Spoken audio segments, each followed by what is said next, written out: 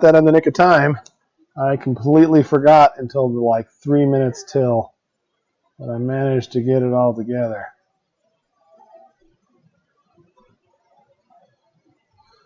Okay, I'm just gotta get back going here a second.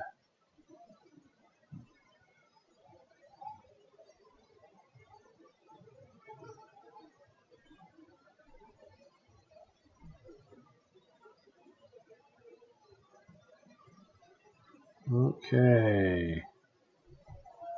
Phew, I barely made it. Oh, now I'm off because of the phone screen. What was that? Let's see here. Okay, sorry about that, guys. Everybody have a good Christmas? Boy, this last time I was thinking, why is it not showing right?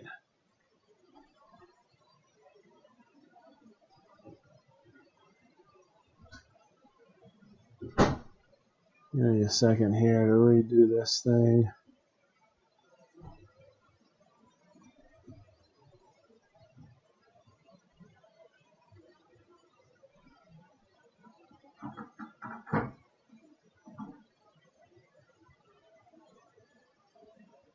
There we go.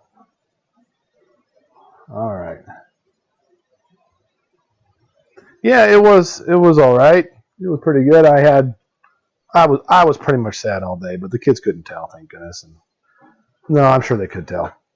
But we had a lot of fun. It was great. The kids loved their presents. I was worried about Eden's present not being as good as some of the ones that you guys had sent last night. But she told me today, Dad, the camera was my favorite present. She said, I only got 20 more photos I can take, because she's already need to buy more film. That's pretty funny. So it was great. They all had a lot of fun. It was nice. I definitely missed Andrea a lot. It didn't seem fair to go through be doing all this without her, but it was good. It was good. It's funny. Last week I was thinking that maybe Christmas isn't an appropriate time to do a Bible study. Then the more I think about it today, I think, you know what, Christmas is a very appropriate time to do a Bible study. Probably the most appropriate thing we could probably do. So I'm glad that we're doing it this way. But whew. You guys can hear me okay? Got the right mic on? Your thumbs on the mic?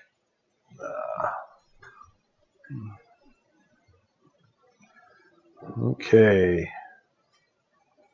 Kids open the stockings. Yep, they did open the stockings. They loved them. It was great. I got a little Lego worker over here, hard at work building Lego sets. You show them what you're building, Solly?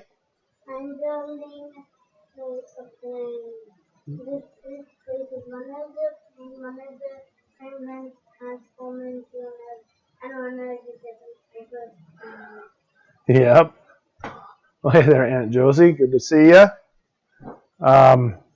Yeah, I couldn't remember where we were at. We're on Matthew 13. I hadn't even looked at it. That's the plain one. Pretty cool. Well, you're gonna have to be in bed in an hour, so you better get to going. He loves that shirt. You remember how last when Andrea made that vest and how they had that we have that on the opening of a lot of our videos where he goes. It's just so cute because he's so proud of that vest. He's so proud of that shirt in the exact same way. I think it's a color thing. He likes having special clothes. So having a special Christmas vest, and this is basically just a special Christmas shirt, which made him really, really like it.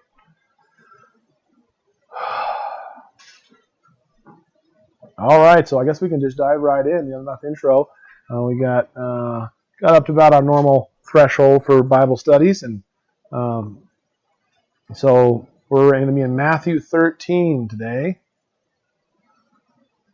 And explaining to me what's the difference. I missed what we were talking about.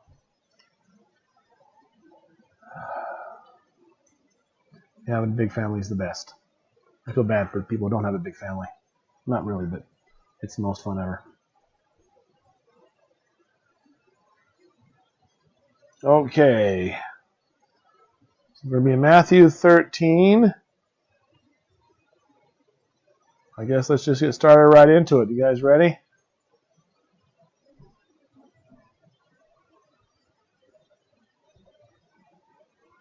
Here we go. Meals on the Sabbath. That's His 12. disciples, Matthew 13. All right. That same day, Jesus went out of the house and sat by the lake. Such large crowds gathered around him that he got into a boat and sat in it, while all the people stood on the shore. Then he told them many things in parables, saying, A farmer went out to sow his seed. As he was scattering the seed, some fell along the path, and the birds came and ate it up. Some fell on rocky places where it did not have much soil. It sprang up quickly because the soil was shallow.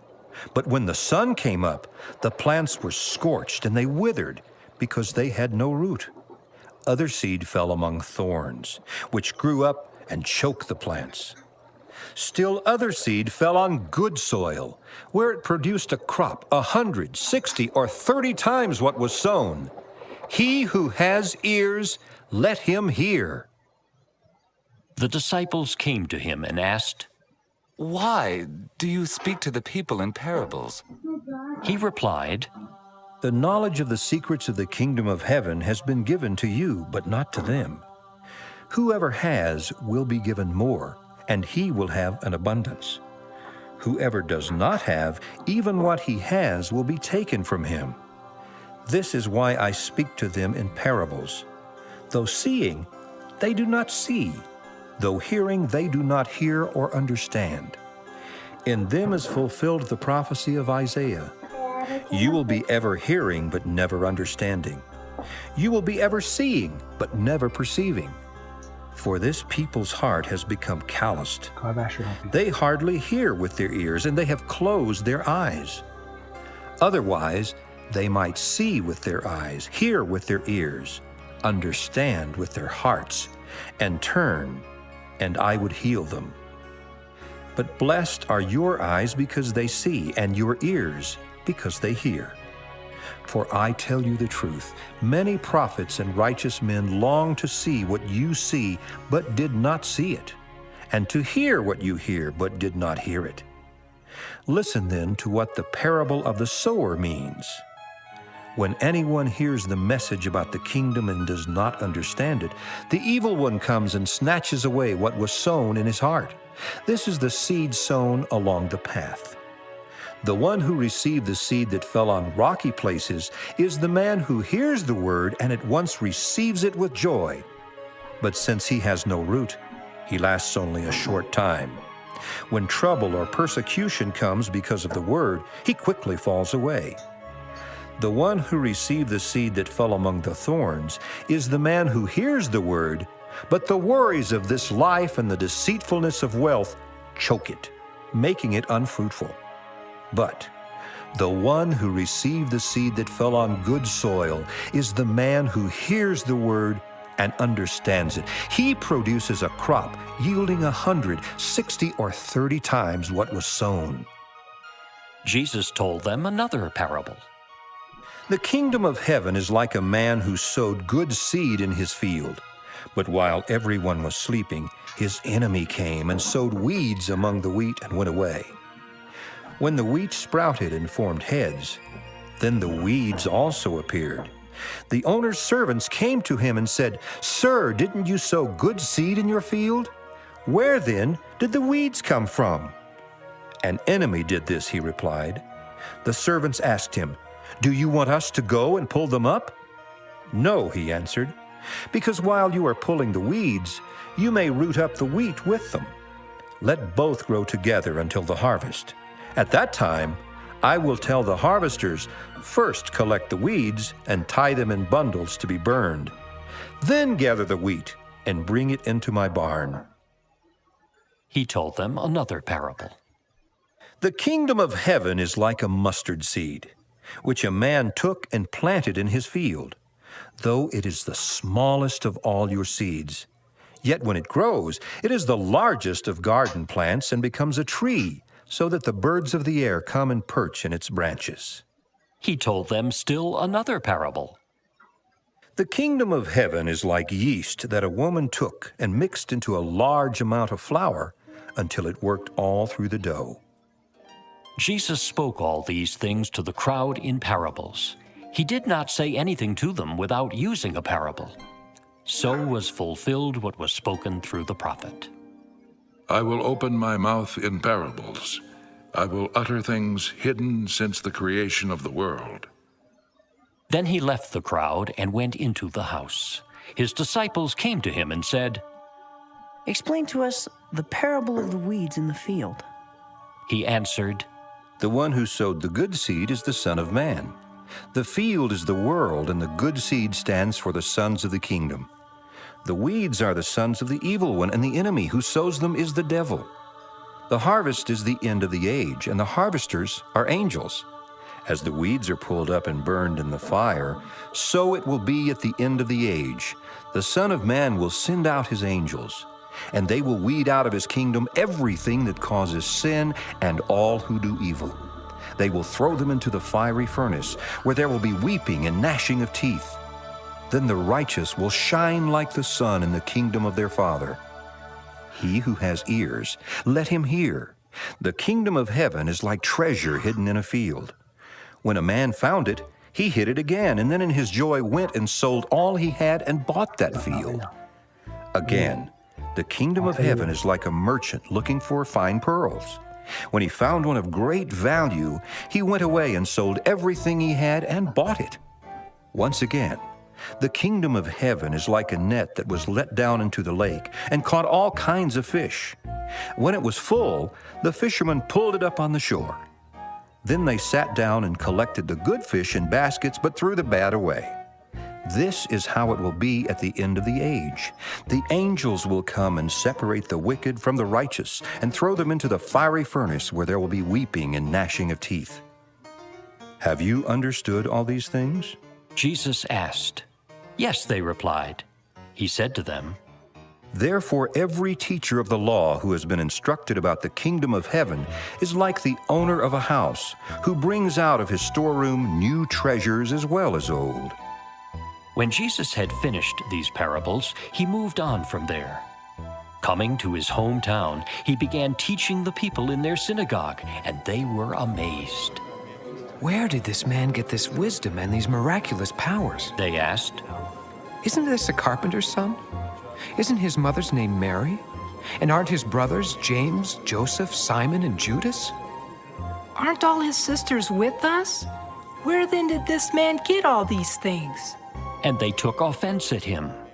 But Jesus said to them, Only in his hometown and in his own house is a prophet without honor. And he did not do many miracles there because of their lack of faith. Okay. Yep, I see you guys talking about the version. Yeah, this is a really old NIV. The new NIV is not good. So NIV is not a good translation in general practice. I just really like this old one, the 1984. You can still find them. If you go on eBay and look for 1984 NIV Bible, you can find them. But the ESV is the English Standard Version. It's very readable and very good and more modern. But this is just the one I grew up with, and so that's the one I'm still using. So I want to be really surprised if we even get through this chapter. This is like machine gun parables. We have so many parables in this. It's ridiculous. But what's amazing is that all these parables are about the kingdom. That's what Jesus came to talk about, is the kingdom. It's the kingdom that's important. That's all he's talking about here over and over again. The kingdom is like this. The kingdom is like this. The kingdom is like this. So he's trying to tell them about what the kingdom is going to be like. We start off with one of the most iconic parables. Let's just start from the beginning. So we start off, and he says he's got into a boat because they're all standing on the shore. He's getting so crowded that to get out in the boat where he could be floating there all by himself is preferable to trying to talk to everybody, getting all smashed up against him there. And then we get the iconic parable of the sower. And this is a parable that kind of is good it unlocks a lot of other parables as well, starting mainly with the seed and what the seed is. And ultimately what a seed is something very small that grows into something very big. You take that symbolism of the seed, and you will basically unlock just about every parable in this entire chapter. So that's the point. What do you sow as a seed? Like, let's say you were sowing corn. They didn't know what corn was back then, but let's just say you were sowing corn. You sow one piece of corn, and you get 5, 6 ears, maybe, if you're lucky. And each one of those ears of corn has, I don't know how many, hundreds of seeds of corn on them. And so one small seed can become a whole bunch of other seeds that can sow a whole field at that point. Is there a difference between having ears and having ears to hear? Absolutely. In verse 9, he says, he that has ears, let him hear. Of course, everybody has ears, but he's not talking about physical ears. He's talking about the ears of our heart. He's talking about, and he'll go into talking about those things here and explain them a little more. But in another, I can't remember, I think it's in Luke, where they ask him why he talks in parables. And he says that I talk in parables because though seeing, they do not see. And he even references it here, but they make it a little better in one of the other Gospels. But the idea is he can say these parables, and if you don't understand them, they don't affect you at all. And in doing so, he can offend people. He can talk good about people, can say all kinds of things, and it goes over their head, or it gets absorbed into the heart of the people that actually understand it.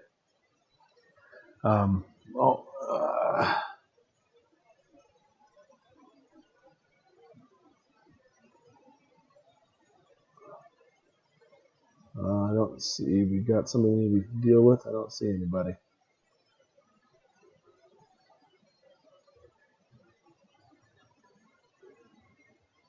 I see. We're talking about eating animals. Well, we could talk about that, but that's not related to our topic. So, all right. So the seed. We have different kinds of seed here is what we're dealing with. So the farmer scatters his seed. Who's the farmer, by the way? If the seed is the word, what is the farmer? The farmer's who? It's me and you. Oop, got lock rotation.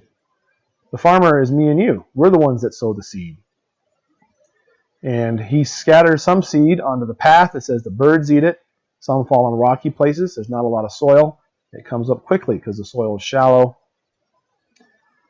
Some seed fall among thorns, and some fall on good soil. And so we get these parables here. It's kind of funny that, I mean, in our day and age, and what we know about the Bible and studying, and this is like the most basic of parables. But in those days, they didn't understand these types of things. They didn't talk about these types of things because Jesus hadn't come. All they had was the Torah and Psalms and major prophets. They didn't have a lot of these types of ideas, and so Jesus is doing new stuff here, and it totally confuses the disciples. And he explains them, and we have. I like this part where it says, "The knowledge of the secrets of the kingdom of heaven has been given to you, but not to them." Why do you suppose it was given to them? And Jesus took the 12 and he told them everything. He explained it to them point blank. And then he says, whoever has will be given more. Again, that's in reference to the disciples. I mean, they've been given these secrets, and you're going to get even more of them. I want to explain this stuff to you here now. But whoever does not have, even what he has will be taken from him. That means if he doesn't really have any understanding as it is, he won't even get, any more will be taken from them. Old Testament is full of parables. That's a really good point. I don't think that anybody knew they were parables at the time. Sometimes there was obvious parables, like when David told them, there was a man who had a sheep and blah, blah, blah. Obvious parables. But I think the entire Old Testament, in fact, the Old Covenant, is really just one giant parable, one giant prophecy of the New Covenant, pointing forward to Jesus. But that's another topic, but you're exactly right. Jesus says that he talks to them in parables, and then he says, though seeing they do not see, or hearing they don't understand. Let's look that up here real fast. I'm sure it'll be in here. This says in Deuteronomy 29, is where that's from. He's talking to Pharaoh. With your own eyes you see these great signs, trials, and signs and wonders. But to this day the Lord has not given you a mind that understands, or eyes that see, or ears that hear. I mean, that's loose. I think there's another text being referenced here that we don't have. It seems like a direct quote. Though seeing they do not see. I'd have to look it up in the Septuagint. It very likely could be the Septuagint quoting. It probably is, in fact. Though seeing they do not see, though hearing they do not hear or understand. So he says, this is why I speak to them in parables. Because some people can't see, some people can't hear. In those people is fulfilled the prophecy of Isaiah. And that prophecy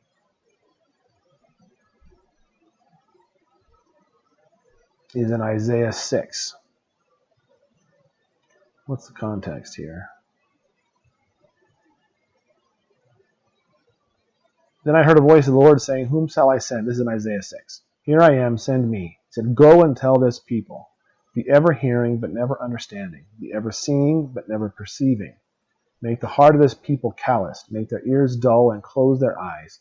Otherwise they might see with their eyes, hear with their ears, understand with their hearts, and turn and be healed. How long, Lord?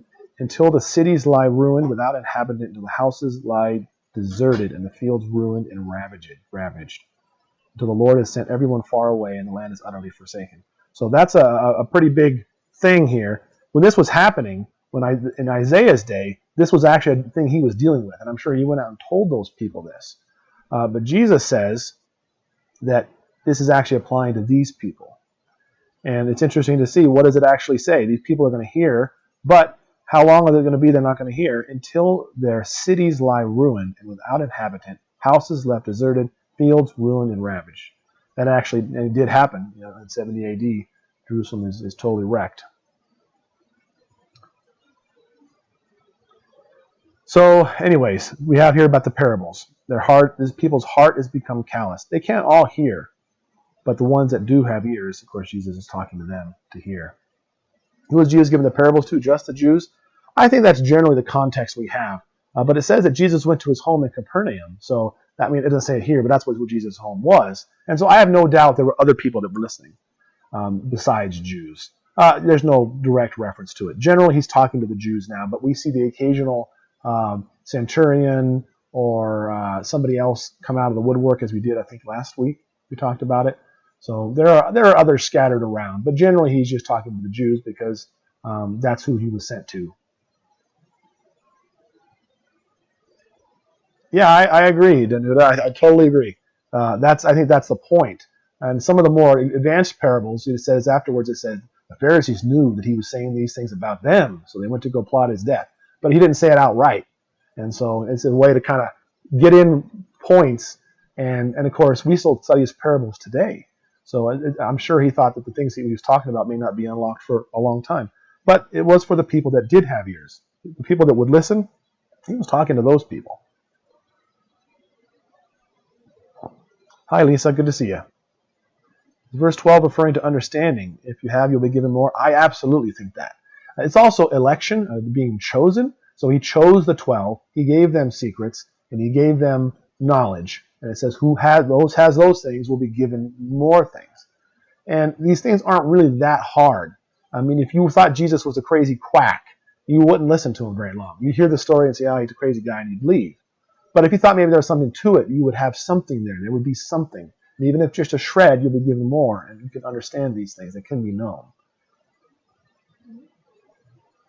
And of course, he talks back to them again in 16, back to those disciples. Blessed are your eyes because they see, and your ears because they hear. For truly I tell you, many prophets and righteous people long to see what you see, but did not see it, and to hear. What, buddy? Yep, you're making Lego boats. I'm having the Bible study right now, okay? So you got to kind of be quiet. It is super cool, but not right now, little buddy. He's very excited about his Legos. Anyway, so many righteous people long to see this and did not hear it. And then he explains it in the parable. And so we have Jesus now interpreting the parable for us. When anybody hears the message about the kingdom and does not understand it, the evil one, that's talking about Satan or the devil, comes and snatches away what was sown in their heart. That's the seed along the path. So sometimes it gets said and immediately it was taken away.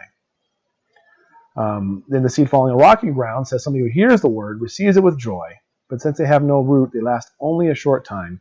When trouble or persecution comes because of the word, they fall away. So they're excited about it, but once it becomes hard, they're not interested anymore. They're fair weather fans. So that's the seed on the rocks. The thorns is the one we don't hear a lot about. People like to talk about the good ground and the devil taking stuff, but seed falling among the thorns refers to someone who hears the word, but the worries of this life and the deceitfulness of wealth choke the word, making it unfruitful. I think that's amazing. So that's what happens if you get a bunch of weeds surrounding vines. They're not going to be very productive. You won't be able to grow very well because they're being impeded. And this says the things that do that are the worries of this life and the deceitfulness of wealth. I mean, I don't know about you, but I always think about that myself. I don't want that to be me. But worries of this life, I worry about stuff all the time. I don't know that I personally deal with much with the deceitfulness of wealth, but I've been there. I've been for the struggle of wealth. I've been needing to get a job and pay bills and do these things. I don't think that's necessarily talking about the deceitfulness of wealth. But it's still the worries of this life, the things we got to deal with, make us unfruitful if we're concerned only with those things. So that's an admonition to myself. I hear that, and I think I got to make sure that I'm being fruitful even without worrying all the time about these things that need done in our lives. Yep, it is. That's the word parabole, and that's let's look at that word. I don't think it's a transliterated word. Para means from. I don't know what bole means. Let's look it up real fast. That's a good Greek side trail to go there. Where are we talking about parables? We need to find one verse that has it in there. 13:18.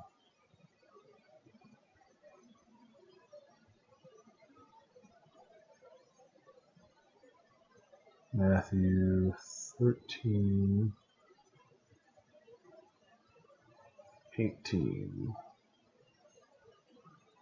Parabole. From parabalo. So balo is to throw or put out. So, and para is from or out of. So from throwing out? I don't know.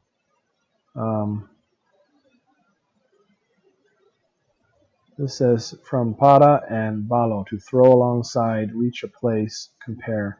So I was right there, but I don't understand still why parable is derived from those words. Interesting. Throwing around. I don't know. Does that mean the choke steed is still alive? Yeah, I think so. But how useful is a plant if it doesn't bear any fruits? Especially in their culture, it would have been completely and utterly worthless to them. So the whole point is to get the fruit. If it was grapes, to get the grapes. If you just have a vine that doesn't do grapes, they'd burn it right up. The same thing with a tree. If it wasn't bearing fruit, it was a fruit tree, they would dig the darn thing up. So that's important. So it is alive, but it's not something God is very concerned about. Yeah, I think you're right, Cynthia. I think deceitfulness of wealth does talk about that, but I think wealth is a lot more than just money, especially in their point, in their context of their culture. Money was not even terribly necessary. What was necessary is going out, sowing the seeds, and harvesting the crops. That's how you ate. That's how you lived. And if you had money, of course, you could buy additional things in addition to those. But that would still be considered wealth. All the crops, all your animals, all those types of things, your house, those things can be wealth also. I think it's mainly going back to the cares of this world. And of course, wealth is definitely one of the giant cares of this world. So I think it's thrown in there alongside. Getting its own mention is important. It's a big part. But I think mainly it's being too concerned with this mortal life that we live, that we're not looking to the fruit of the kingdom. Isn't everyone evil and good at the same time, sometimes more one than the other? Both capable of both the angels decide. We'll get to that when we get to into that part here. That's a good question. These deceitfulness of wealth choke it. But then you have the good ground. And of course, that one good seed erases all the others, right? Because 30, 60, 100 times what was sown, you get way, way, way more out of it. Each one of those capable of producing their own plants. So it's worth trying to find that good ground. Let me ask you this, though. Whose responsibility is it for these seeds to grow in the way that they do?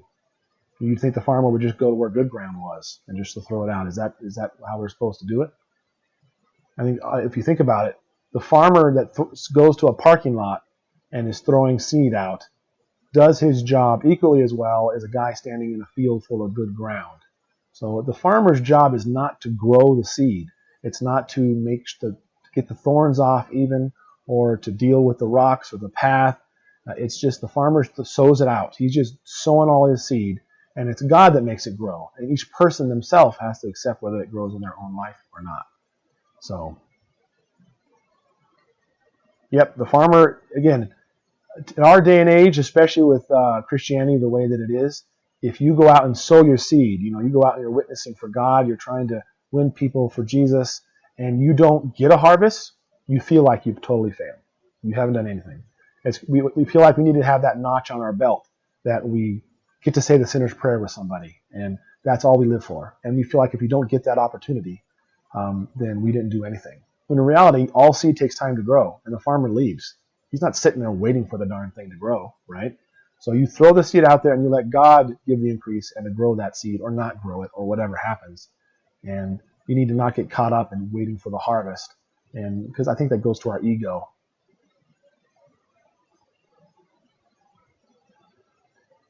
Yep, Terry, exactly right. He was talking about things that they all related to. In our day and age, it makes me wonder what kind of parable he would talk about if Jesus were here now. When you swipe up the ads on your phone, make sure that I don't know what it would be, but it'd be something applicable to us. And so that's what he was doing there. Then we get the parable of the weeds. So, good seed. Again, a man who sows good seed in his field. Still the same kind of seed. We're getting the same kind of a thing here. Where is the sinner's prayer located in the Bible? I don't think it is. So it's not anywhere. I'm not a big fan of the magical sinner's prayer. There's nothing wrong with saying the sinner's prayer, and I'm not saying to stop using it. But there's not some magical formula we follow to be saved. To be a Christian means to walk with God and to seek to honor Him in all of your life. And if you're doing that, you're saved. And if you're not doing that, that's between you and God. But I think you should be worried. The parable of the weeds, it says, the farmer sows good seed in his field, but while everyone is sleeping, his enemy came and sowed weeds among the wheat and went away. When the wheat sprouted, and one of the things here, I think I read once one of the words there, that the seed they're talking about here looked a lot like wheat until it was actually formed. There's a false wheat, I think is what they called it, the slang name for it. Didn't you sow good seed? Where did the weed come from? An enemy did this. You want us to pull them up? No, because you might pull up the weeds and uproot the wheat with them. Let them both grow together until the harvest. So let me ask you this. If the harvest is the end of the age, why are the weeds taken first?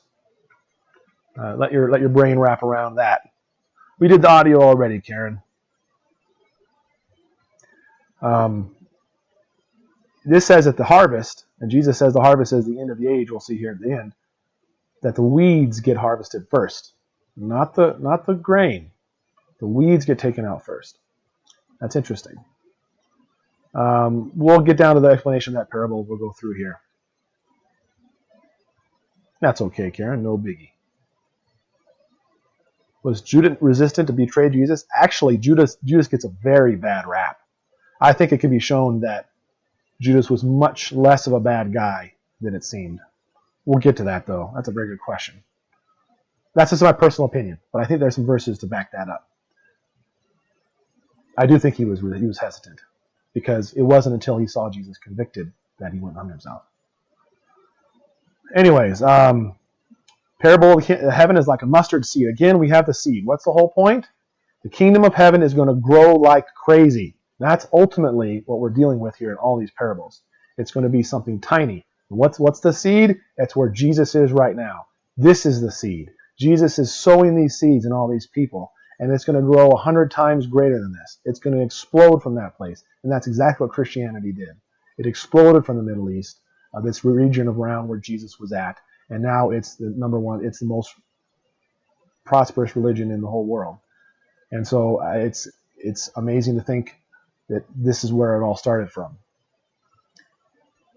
Again, the mustard seed, the smallest of all their seeds. That's not the smallest of all seeds. I have a bunch of atheist friends that say that's not the smallest seed. I think this says smallest of all seeds, but it wasn't. It's the smallest of all the seeds they planted. They didn't. That was of the things they did in their day and age. That was their smallest seed. So don't need to freak out. is the largest of garden plants becomes a tree. So again, the kingdom's going to be giant.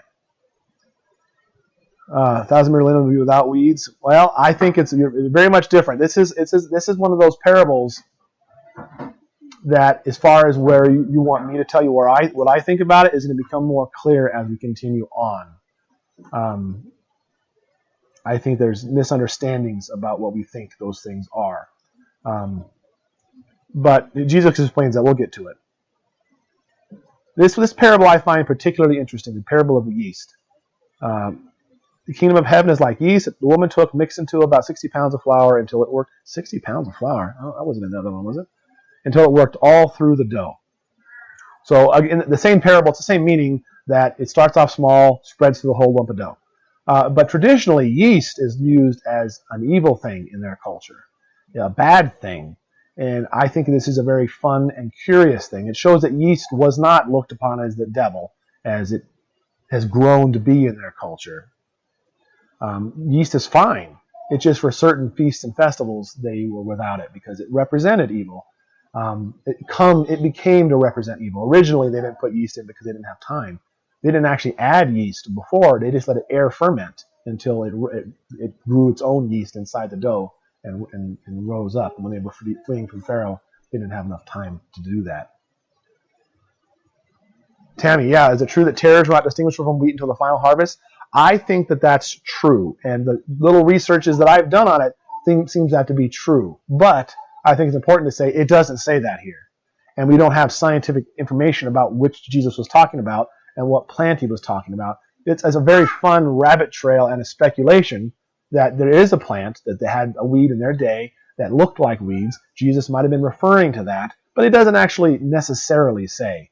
So while that is probably true, I'm very leery to just take something like that and just start telling people that, because what if it's not true? I can't verify it to be true, and all I know to be true is what's here. So I'm usually really careful about those types of things. But I have heard that there's a certain false wheat, they call it, that looks like wheat until the very end when it sprouts, and then oh, that's a weed.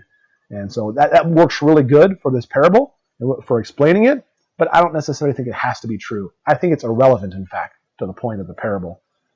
It's not to try to find the scientific reasonings behind how small the mustard seed is or this false wheat or whatever. The point is what happens here. And then Jesus spoke all these things in parable. He did not tell them anything without a parable. Is that the same one there? That says Psalm 78:2. I will open my mouth with a parable. I will utter things of old, things which we have heard and known, things our ancestors have told us. We will not hide them from our descendants. We will tell them to the next generation. That's a very bit different wording from the Masoretic text here. I will utter things hidden since the creation of the world. That's pretty big. So shows how... Night-night, Hannah. Love you. Say bye-bye. Okay. Yeast could be false doctrines. And yeast is... There's lots of times Jesus uses yeast in that way as evil, talking about the yeast of the Pharisees and the Sadducees. But this time, yeast is the good guy. That's why I think this parable is interesting and fun and redeems yeast a little bit, because yeast is great. I mean, we need yeast.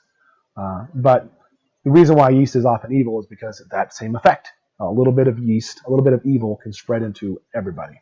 So then he explains the point... could the weeds and the wheat also be good and bad people do? It could, except in fact that Jesus explains the parable here and gives us very pointed explanations that rope us into interpreting it his way. Not that you can't extrapolate it to be different things. I think these principles hold true for lots of areas of life. Q, I'm interested. I don't know if that was an accident or you're talking about the Q document. I love talking about that kind of stuff. Disciples ask him, explain to us the parable of the weeds in the field. So the one that sowed the good seed is the Son of Man. Who's that? That's Jesus. Jesus sows the good seed. So he sowed the good seed in his field. The field is the world. I bet you I told you about the 4 Greek words that sometimes translated as world. We're going to look. I want to know which world. That's world like the world as in the land, or world as in dirt. So I'm going to look at that real fast. 38. Whoa.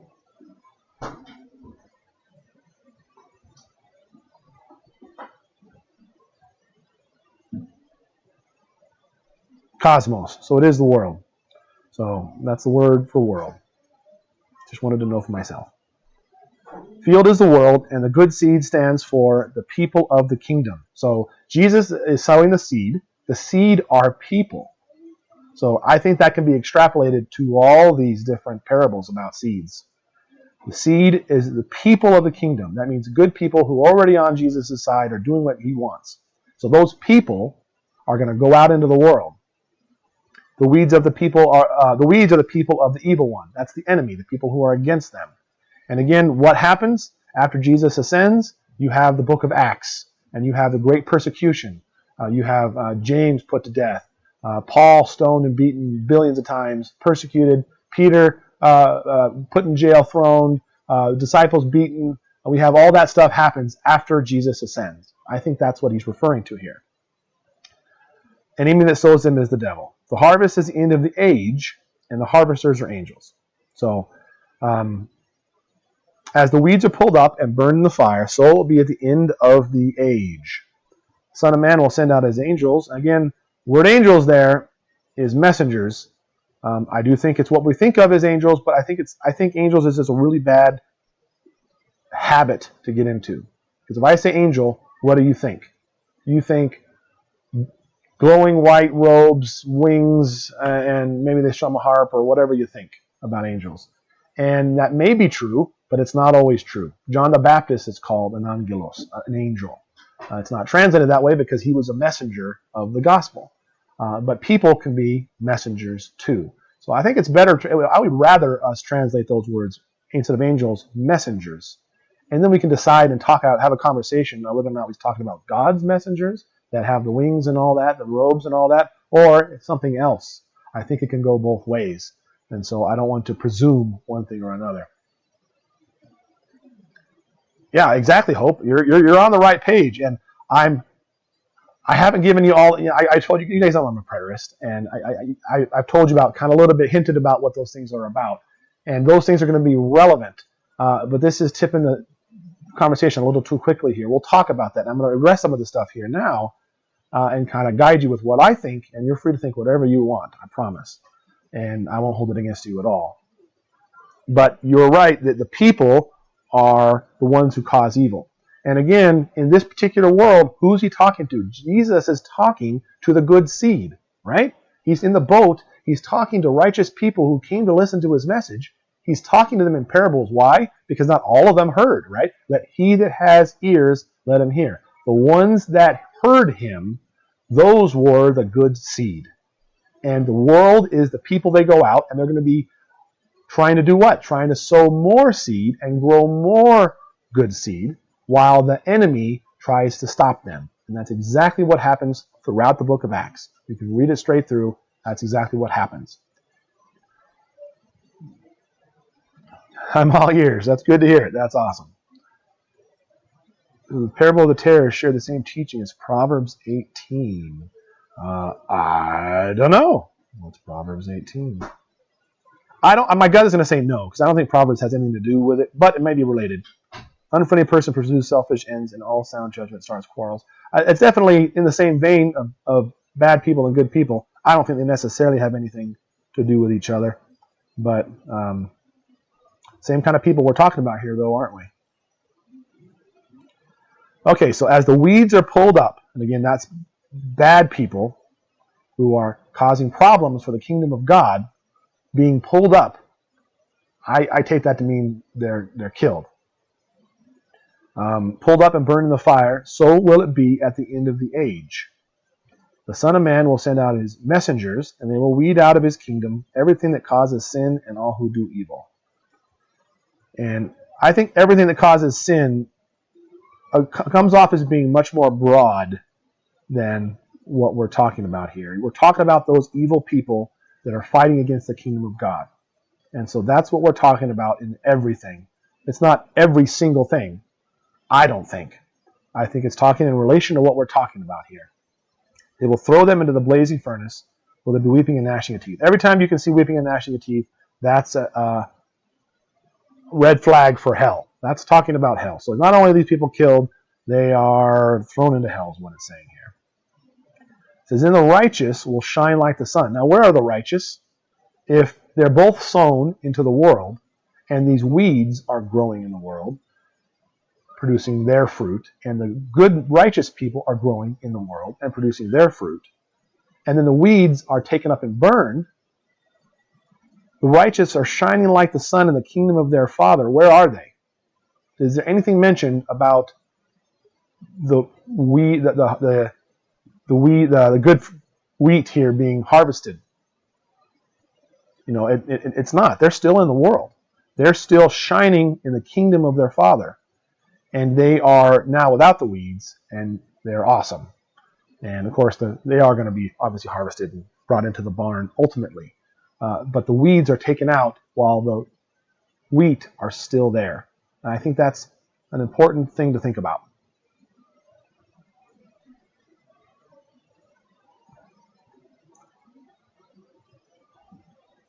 I'm going to wait and see if anybody wants to say anything. Did I see your comment? No, I didn't. I didn't see it. Let's see. Carol, I'm going to scroll up and find your comment, though.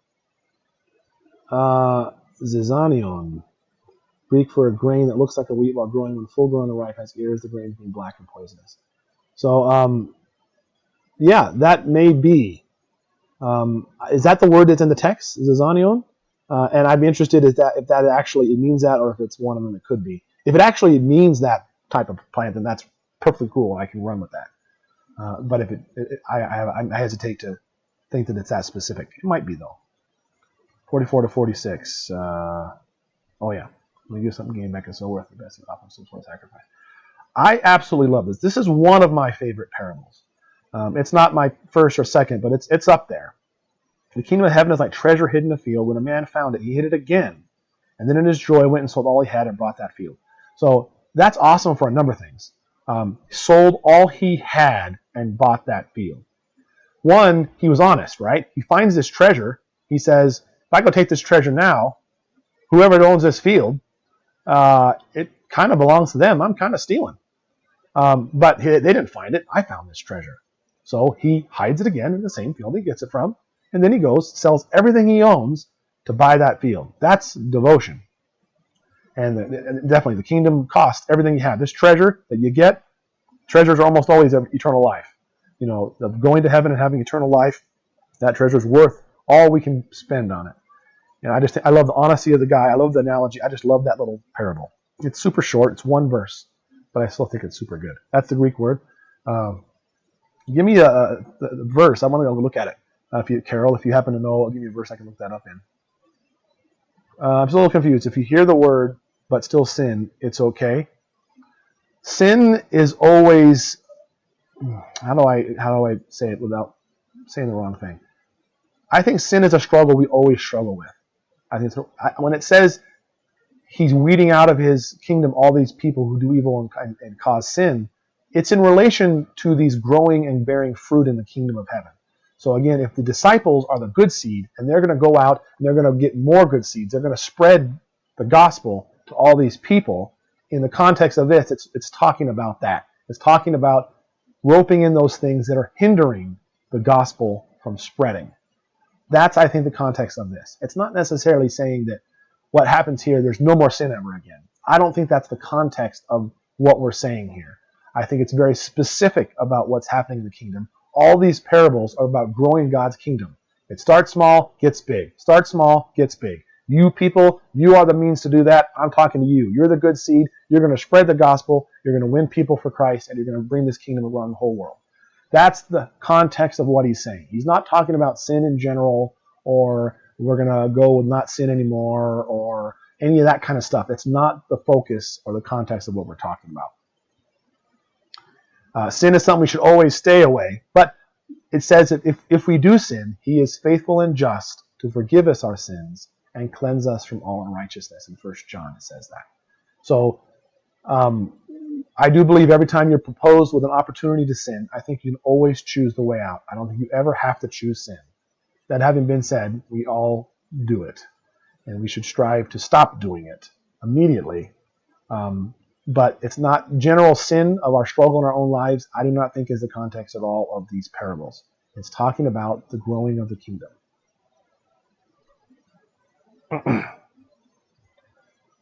Again, the kingdom of heaven is like a merchant looking for fine pearls. When he found one of great value, he went and sold everything he had and he bought it. Same kind of thing. Kingdom costs all you have. This treasure is everything. Matthew 13:25. All right, I'm going to take a look here. Matthew 13:25. Thank you, Carol. Save me having to go look for it. Zizania.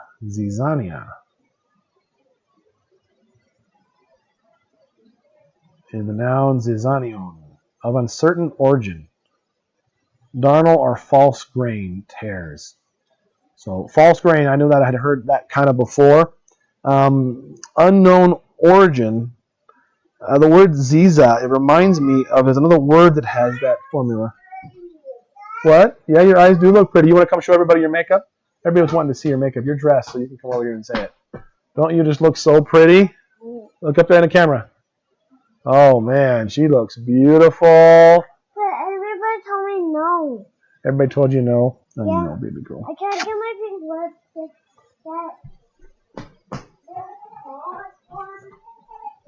It says it's used 8 times. It's probably all in the same chapter. Yeah, Matthew 13. So it's an uncertain origin. So it has that print, that little semicolon there, darnel or false grain. It's just throwing stuff out there. It may mean that. And I guess that's what we go with. But is it called a false grain because that's what they came up with first, or is it because they couldn't tell until it grew heads and they decided to, find something that matched it? I don't know. But they don't know where the word comes from. I've seen ziz before in Greek, and I can't remember what it means. But pretty fun.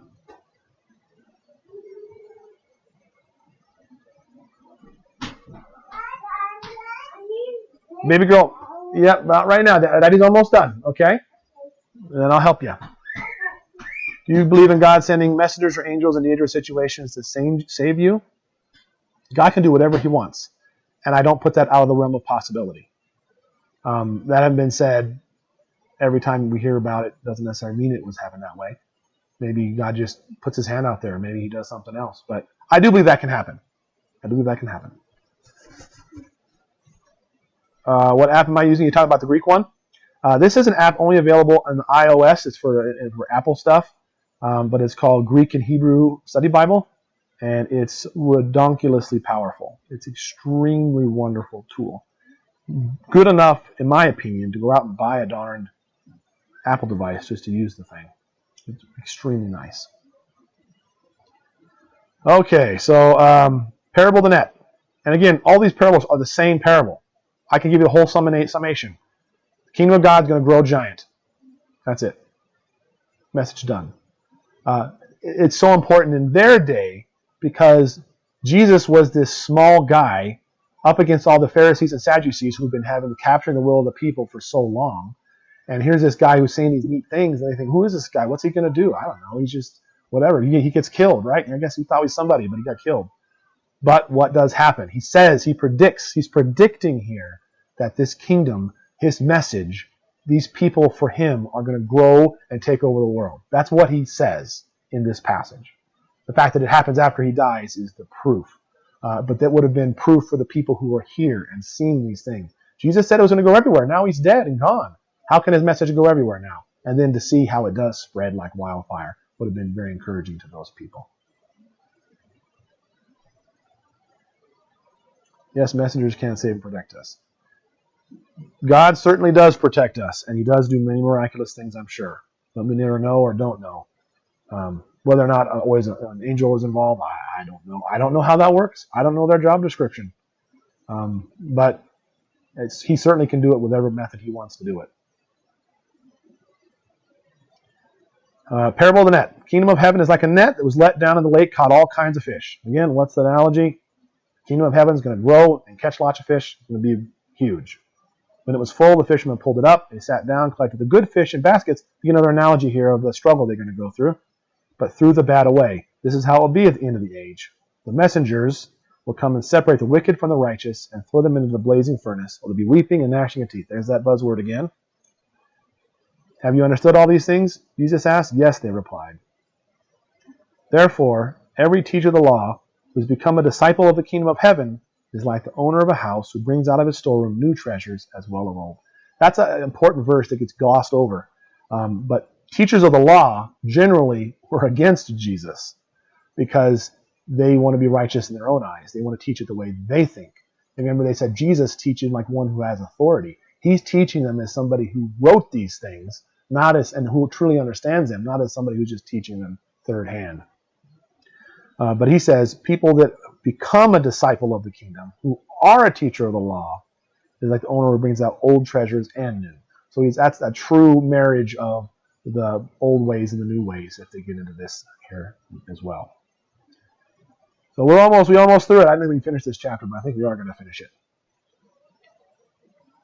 Daniel was saved from dangerous lions. Definitely was. I don't know if that was with angels or not. Well, actually, it did say he sent his messenger and closed the lion's mouth. So in that situation, yes, angels did that. So that's a good example of what angels, messengers can do. So definitely can still do that today.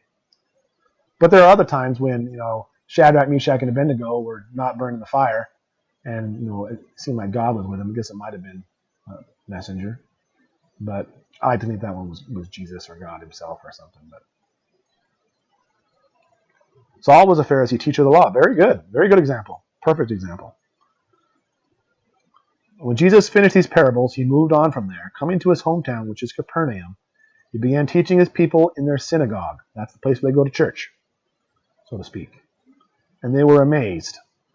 Where did this man get this wisdom and these miraculous powers? Isn't this the carpenter's son? Isn't this mother's name Mary? Again, if a guy comes in there and starts doing all these miracles, that's the initial reaction is going to be, this is God, or this is the Messiah, this is somebody. But they're saying, we know this guy. That's old Jesus. He used to, throw apples at the dog, or I don't know, Jesus probably didn't do that. He did something. They knew him, right? They knew him personally. They recognized him. The carpenter's son. Remember that guy who fell out of the tree that time or whatever? They knew him. They said, we know who this guy is.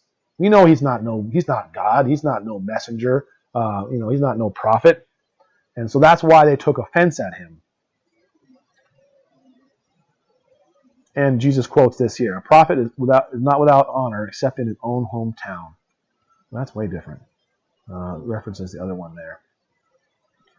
I like this last verse, and I think about the reasoning here. Is this a chicken or egg scenario? And he did not do many miracles there because of their lack of faith. One of the other Gospels says he could not do any miracles there because of their lack of faith. I don't want to get caught up in the words at all, but it's either possible he didn't do miracles there because they wouldn't be appreciated. And again, that stands to reason. There's one point where he weeps over Jerusalem, and he said, actually, I think you read it last week, where he even said something similar, where he said, if the miracles that were done in you were done in Sodom and Gomorrah, they would have remained standing and repented to this day. So he's given these people miracles, and he didn't do anything there because of their lack of faith. It doesn't mean that maybe they didn't have faith, so they couldn't receive the miracles, or it could mean that he just didn't do them there because you guys are a bunch of jerks anyways, type of a thing. So no telling. It is sad that they judged him like that. But also, how kind of fun. Because it says, where did this man get this wisdom and these miraculous powers? So then it says he did not do many miracles there because of their lack of faith. So they clearly saw him do at least a miracle or two. And they don't know what to think about the deal. And that's his way of, I don't know if it's punishing him or what, but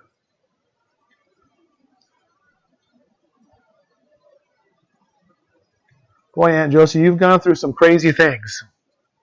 You've got quite a life story. You should write a book. Do you think fearing God is part of what compels people to live righteous lives, especially when young? If so, how would you convey a message to children not to be good out of fear, but rather love? That's a very wise question. I think that's the start. We've heard in, beginning of Proverbs, the fear of the Lord is the beginning of wisdom. But only wise people fear the Lord to begin with. So there's actually something that comes, I think, before that. So I think to begin with, I think fear, the word for fear in Greek and Hebrew means respect and reverence. And so if you respect the knife because it can kill you.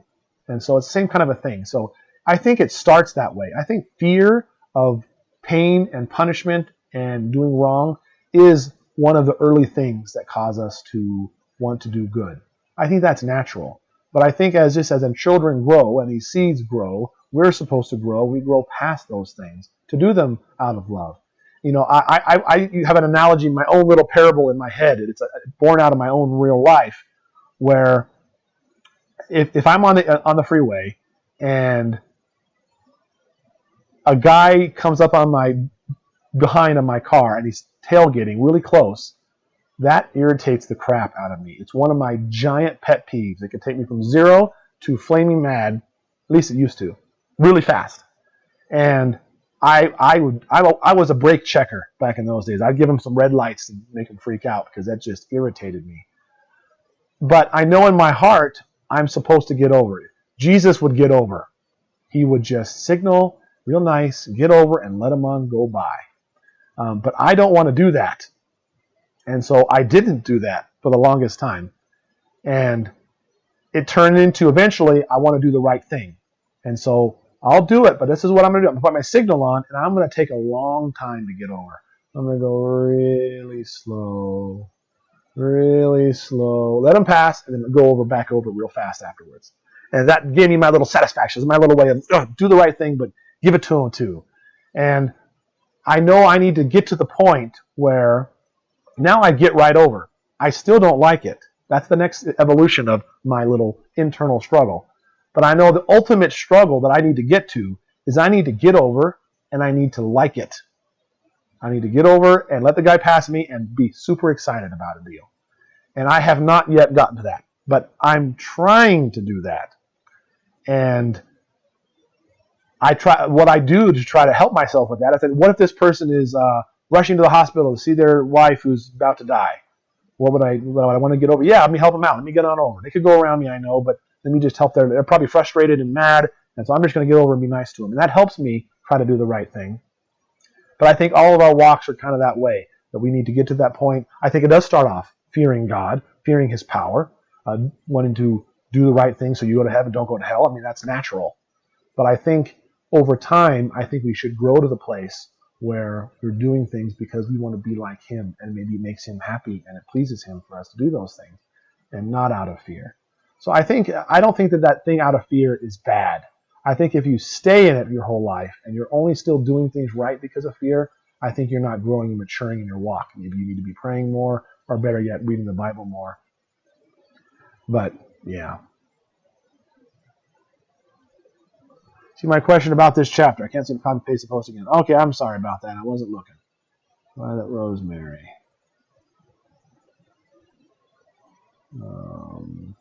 We're confused. Is this all still to come? That all the bad wheat and throw out the Christians remain on earth? Well, I believe this is talking about what happens in the book of Acts. I do not believe, it talks about the end of the age. But the age is just, that word, Greek word for age is aeon. It just means time. There have been many ages up to that point. At the end of this time, if you look in the books of Daniel, you'll see a definite reference to the temple being destroyed, and that would have been an age for them, a different time. There was a time of the captivity. They had times when they were in the wilderness. It's a different age. I think this particular thing is talking about what was happening in the book of Acts. And what ultimately happened, well, we'll get into it, but if you look at the book of Acts, let me start by that. If you look at the book of Acts, who are the wheat seeds, and who are the grain, the tare seeds that we see? And the answer is going to be the disciples and the apostles of Jesus were the good seed, right? Who were the bad seed? Who were the tares? It was the Sadducees, the Pharisees, and those Jews of the law that did not accept Jesus as the Christ. Those were the ones who didn't believe. And if you look to see what actually happens, if you follow it all out, the book of Acts is unfortunately, it's a really great book, but it makes it sound like it's just Miracle City. Every day, raising the dead, healing the sick, miracles here, miracles there. And it wasn't that. Book of Acts happens over a span of many, many, many years. And so going almost all the way up almost to the end when Jerusalem was destroyed. And Jesus gives a prediction about Jerusalem being destroyed. And he tells the people who were there, when you see these things, he's talking to the seeds again, the wheat seeds, the good people that followed him, get out of the city because what's going to be here is going to be destroyed. And so in 70 AD, when Jerusalem is finally sacked and destroyed, all the people that would have heeded Jesus' warning were not there. All that was left would have been the tares, the evil seeds, the bad seeds. And they get destroyed and taken out. Temples burn and Jerusalem is sacked. And the gospel then goes to the rest of the world and spreads throughout. That's why me and you have the gospel today. If that hadn't have happened and the temple still stood, there would have always been a question of whether or not we had to go to the temple to worship, because that's what the Bible says. If you go back to the Old Testament, you got to go to make a pilgrimage all the time to do the different feasts and to have the Day of Atonement and have your sins forgiven and all those types of things. So I think this is talking about what's happening in their time and the end of the age. The talk about weeping and gnashing of teeth, that is them being thrown into hell, and so that's something that's beyond this mortal life. But it's a punishment in store for these people who are hindering the kingdom. It's not necessarily related to what we're talking about. And of course, a lot of people are going to think that it is still to come. But again, what's the purpose in Jesus telling these people, if that's the case? It serves no purpose to tell these people to be strong and ready and to grow the kingdom if it doesn't refer to them. So if Jesus tells them these things to sow the seed, go out there and spread good seed in the kingdom, and he's not talking about them, they're not actually the good seed is somebody else in our future, I don't think that's the context of the passage. So I always seem to be tested at the grocery store. The person in front of me, yes, oh yes. Or they write the check and then mess up the check. And then they go, oh no, let me pay cash. They put the check away. And then they go to pick up the coins and there's 1 penny, 2 pennies, and a little old lady who can't find her money. No, don't come out here. What? Go to bed. A kingdom with no end. No, stay over there. Oh my gosh, you got lipstick all over you. Stay over there. No, put your makeup away. Daddy will come help you in a minute. You're not dressed. Stay off the camera. I have that same thing. In fact, Sidham family, I don't know if you've seen it, but I had my other channel that I had a lot more Bible study type videos in. And I have one about the key to happiness. And I actually relate that very thing. I had a revelation once in a line like that. And now I do something that I call the Walmart challenge. I don't do it very often anymore, but I did it for a long time, where I go to Walmart and I pick on purpose the longest line and get behind the longest line that's there. Because I took a look at the things I have in my cart, things that I couldn't make. Bread that's so yummy with all these wonderful chemicals that make the bread super tasty. And I know that's bad or whatever, but I mean, come on. Some Sara Lee soft white bread, oh, it's the best stuff in the world. I can't make bread that tastes that good. So I have all these amazing miracles in my cart, things that I could never make in 1,000 years. And I can't wait 15 minutes for them? What kind of spoiled person am I? And so now I get in the longest line, and I see that little old lady with her pennies, counting them and writing her check and messing up and tearing it, making a new check, and all those things. And I make myself go through that to try to appreciate what I have in this life, what I have in this world, because I think that's one of the keys to life. But those types of things you struggle with, and being in the car, those are the things, the true tests of whether or not our faith is actually making us any different than anybody else in the rest of the world. Because everybody struggles with those things. We need to be different. We need to be better. We want to be somebody who actually does the right things because they're right. But Tor, that video of Kingdom Aspect on Life, I watched that video this morning. Oh, really? Yeah, it's one of my personal favorite videos that I did, because I had a revelation about that, and I realized I'm a spoiled brat, and if I had just if I appreciated everything that I have I'd have a car that I drive to Walmart when we go shopping. It would take by horse. It'd take a day's journey to get there. And I can travel there at amazing speeds, listening to music that is like the greatest orchestra ever, with amazing instruments, in climate-controlled, perfect 72-degree weather, in a comfy seat, leaning back with no wind on my face. It's a miracle. And if I appreciated that trek on a horse manually, I would really enjoy it. I wouldn't even mind getting over for the guy behind me. I wouldn't even care if I truly appreciated what I had.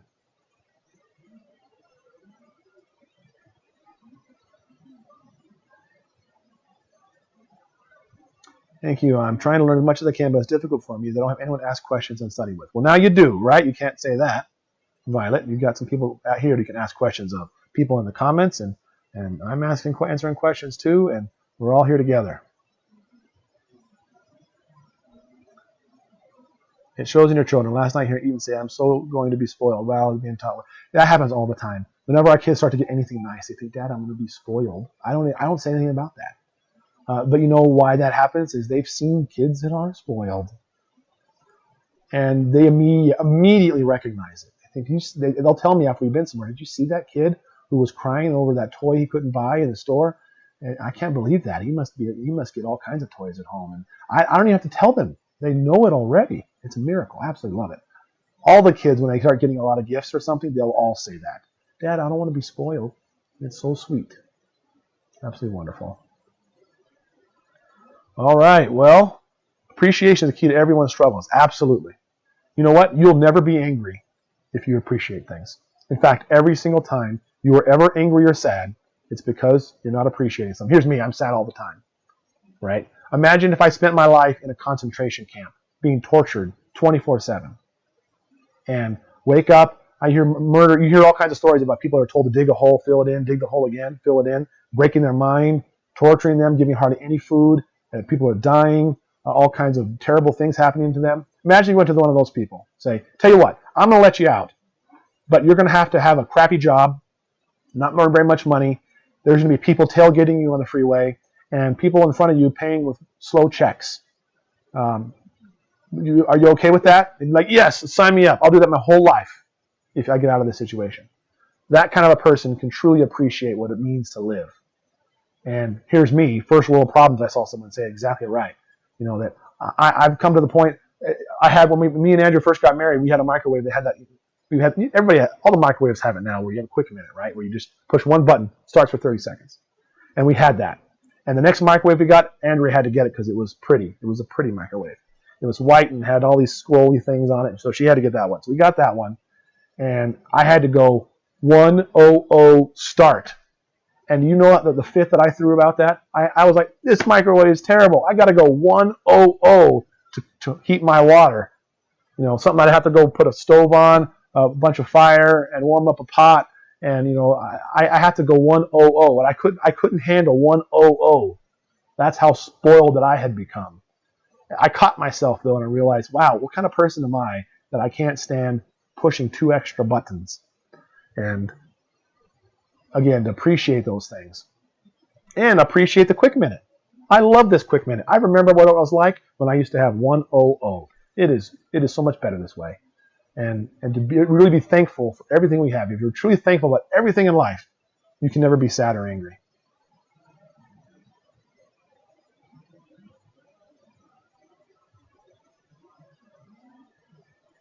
People that almost die said their best day of their lives was when they felt they would live even in pain. Right? Those people can truly appreciate things. And we forget. I've heard the thing about lower the bar or raise the bar. If your bar is up here, you're disappointed all the time. And that's what Andrea, she'd use that in act analogy. But if you put your bar on the bottom, you're never disappointed. If you just expect nothing out of every situation, you're happy with whatever happens. And I think that's, again, the key to life. And what tends to happen, wherever you're at in life, the bar tends to move to that level. I made this amount of money this year. If I make less next year, I'm failing. And that's not the way it should be. If you put the bar way down, say, "I'm lucky that I don't have to have this or that," and I can afford this or that. I can feed my family. And if you have your bar always low, then you're never disappointed with anything. And that comes out of, you do that out of friendships. If you expect nothing out of a friendship or a relationship, you will get everything you get. You'll be so happy about. You'll be so genuinely pleased about every situation.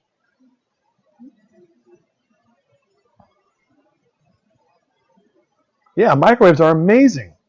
You can warm up food without the smell of smoke, without burning or drying it out. Of course, there's other things microwaves aren't good at, but man, they're a miracle. Miracle. Toasters have cancel buttons now, just in case you change your mind in the middle. Yeah, mine's got it. Or if I'm not sure how long it's going to be, I don't have to turn the darn dial or force the darn thing. I can hit cancel. And those are all good things, but we got to remember what it was like when we didn't have to hit cancel. That's why it'd be fun every now and then to cook our food out on a fire and with nothing and try to figure out how hard that would be to do. It's important, I think, every now and then to see other things like that, so to truly appreciate what we have in life. Yeah, you can have burning hot food, frozen food simultaneously. Yay, microwaves. That's true. That's right. But what's the alternative? Having to go cook it and fry it, or cook it on a fire, burn it, get it all burnt on the bottom. And there are some things I like cooking in the microwave. So we have different types of cooking stoves. But, you can live on a microwave without even lighting a fire. It really is amazing. Yes, Paul was content in every state. Actually, yeah. That verse everybody quotes for everything? I can do all things through Christ who strengthens me. That verse is in relation to being content. It wasn't, I can fly if I want to fly, because I can do all things through Christ who strengthens me. That's not what it's about. Paul says, I have learned the secret to living content, being in need, whether living in need or having plenty. I can do everything through God who gives me strength. I can do all things through Christ who strengthens me. That's what he can do everything in. I can live with nothing, and I can live with everything and be content with what I got. That's what I can do all things through Christ who strengthens me references to. Sometimes the modern conveniences distract me from God. That's true.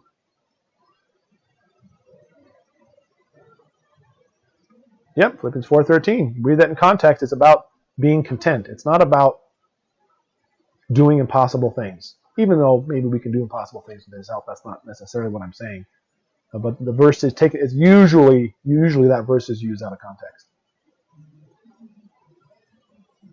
I once made a solar oven using tires and glass. That's awesome, and I bet you can really appreciate a microwave now. I think it's important to do things like that sometimes. Go out and start a fire with 2 sticks. That'll make you appreciate lighters immediately. And I think we need to put ourselves into situations like that on purpose to remember what it is to be thankful.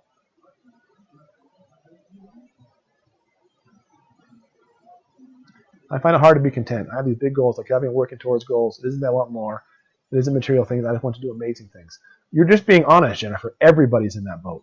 Everybody finds it hard to be content. Being content is not easy, but it does take practice.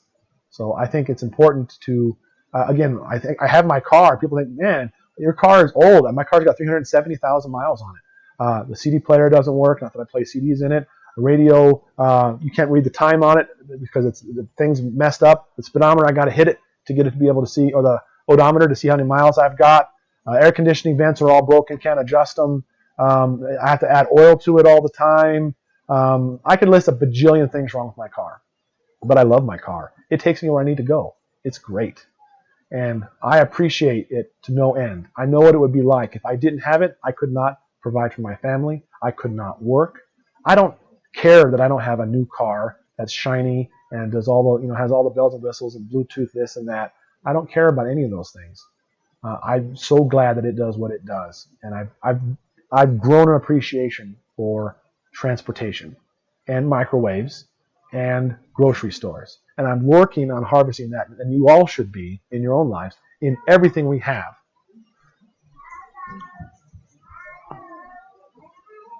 Yeah, when we have to work more, we find ourselves appreciating life more. Absolutely. And you'll be happier. The kind of person who has a bar on the floor, I just hope I don't die today. And I'm not saying it in an Eeyore way. But if I can just get through the day, I'll be happy. And then every little thing that happens above that, wow, look at that. Someone said hello to me today. That's absolutely great. I wasn't expecting that.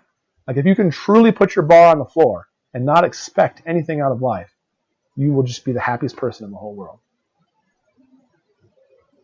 I have an analogy. I sold furniture before I started. When me and Andrea first got married, I worked at Arby's, and then after that I went to sell furniture, and I got to be the number one salesperson for a number of years.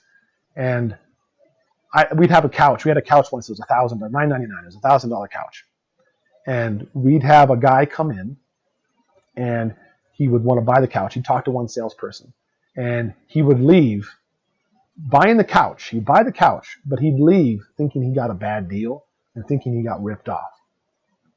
We'd have another guy come in, different person, buy the same couch for the same price from a different salesperson and leave thinking they got the best deal in the world, and they really socked it to that salesperson. I really took advantage of that salesperson. I got the greatest deal. This is the best couch I've ever had.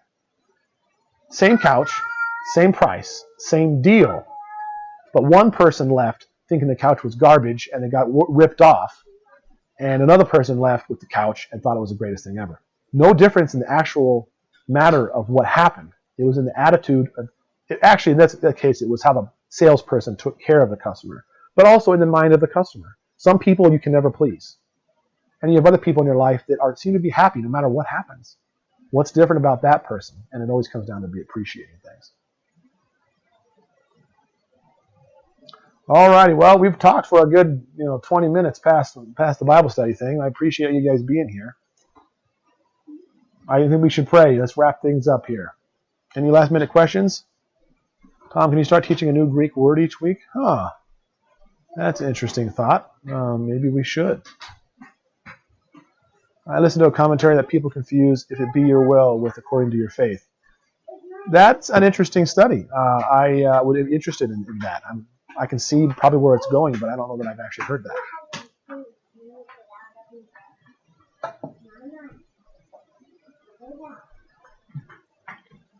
All right, well, let's go ahead and pray.